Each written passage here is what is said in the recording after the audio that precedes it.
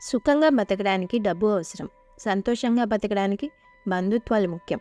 ఏ మనిషికైనా సుఖం, సంతోషం రెండూ ముఖ్యమే. డబ్బు అవసరం లేదని చెప్పే ధైర్యం ఎవ్వరికీ లేదు.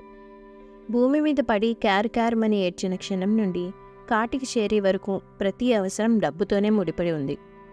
ఎన్ని సుగుణాలు ఉన్నా డబ్బు లేకపోతే ఆ మనిషిని తన సొంత కుటుంబమే చులకన చేసి చూస్తుంది. ఇది కాదనలేని చేదు నిజం. ప్రతి అవసరం డబ్బుతోనే ముడిపడి ఉంటుంది. కొన్నిసార్లు బంధుత్వాలు కూడా.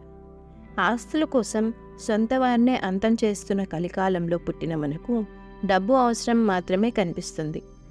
అలాగే బంధుత్వాలు కూడా అంతే ముఖ్యం.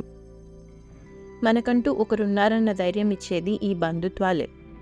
ఏదైనా కష్టం వచ్చినప్పుడు చెప్పుకోవడానికి ఒకరుంటే బాగుంటుంది అనిపించే సందర్భం ప్రతి ఒక్కరి జీవితంలో వచ్చే ఉంటుంది.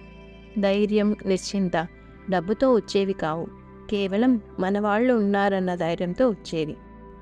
మన అన్న భావనే 1000 ఏనుగుల బలాన్ని ఇస్తుంది. మన అంటే బహువచనం. అంటే ఒంటరిగా ఉండమని కాదు, నలుగురితో కలిసి సంతోషంగా ఉండమని.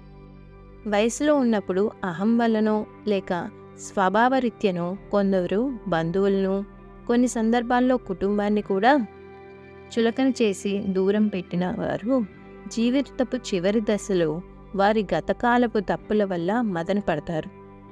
ఇటువంటి వారికి తన కుటుంబం నుంచి ఎటువంటి ఆదరణ లభించదు. అందుకు కారణం కూడా వారి స్వయంకృతాపరాధమే.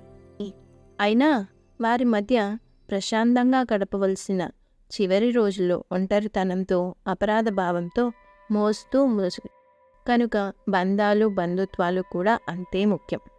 మనిషి మనుగడకు డబ్బు, బంధుత్వాలు రెండూ ముఖ్యమే. కానీ నా దృష్టిలో బంధాలు ముఖ్యమైనవి. ఆ విలువ మనకి మనుషులు ఉన్నప్పుడు తెలియదు, మనం ఎవరినైనా పోగొట్టుకున్న తర్వాతే తెలుస్తుంది.